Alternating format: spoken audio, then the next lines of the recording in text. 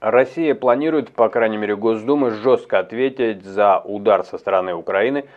Комплектующие, больше того, ударить не по Украине, а по странам, которые ей поставляют те или иные комплектующие. Получают она их из стран других. Они должны осознать, что поставки оружия для ударов по России наказуемы.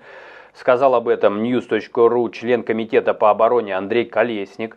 Ну, я так понимаю, что Колесник не глупый человек, и он понимает, что любая фраза на политическом уровне из Госдумы, она воспринимается не так, что как хочется, ну, то есть не то, что вот Колесник считает, что вот здесь мы так делаем, а вот здесь нет. То есть такая двойная мораль. Нет. То есть это, значит, Колесник говорит, все страны, которые так или иначе втянуты, да, в конфликт, я так понимаю, они должны тоже нести ответственность, то есть по ним можно наносить удары. Больше того, тут есть цитата: «Мосты не жалеть, а сейчас нужно становиться на полную ногу, если враг не сдается, его нужно уничтожать». Это на фоне, кстати говоря, обращения Зеленского.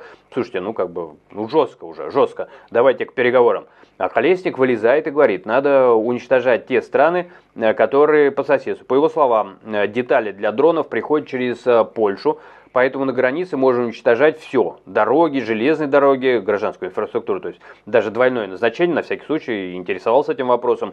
Можно, да, по ним ударять, но там внимание столько, что себе дороже. Почему? Потому что если будет доказано, что ты наносил удар и знал, что там находится, например, гражданское лицо, это военное преступление. А так, в принципе, ну, есть понятие двойного назначения. Другой разговор, что здесь он говорит про Польшу, и он, наверное, должен понимать, что он воюет против, таким образом, видимо, высказывается против Владимира Путина и его дружественных стран. Потому что, по сути, это можно прочесть и прочтут все, если бы кто-то вообще знал про этого деятеля, если это кто-нибудь когда-нибудь процитирует в других странах, то, особенно в Китае и в Северной Корее, то Колесник, по сути, говорит, Украина, значит, что вы примахались, значит, к приграничным территориям? Бейте по Северной Корее, бейте по Китаю, по всем странам, из которых вы так или иначе, ваша разведка сообщает, что есть комплектующие, ну просто прилетают дроны из России. Вот есть комплектующие из страны, из какой-нибудь там, из Ирана. По Ирану, значит, тут же должен быть удар. Если я правильно понял Колесника. Вообще, на мой взгляд, довольно странное заявление. Почему? Потому что, еще раз, на уровне политики не может быть двойной морали. То есть она у тебя-то может быть, но все прочтут между строк. Но если ты себе это позволяешь, значит, и по твоим дружественным странам тоже можно.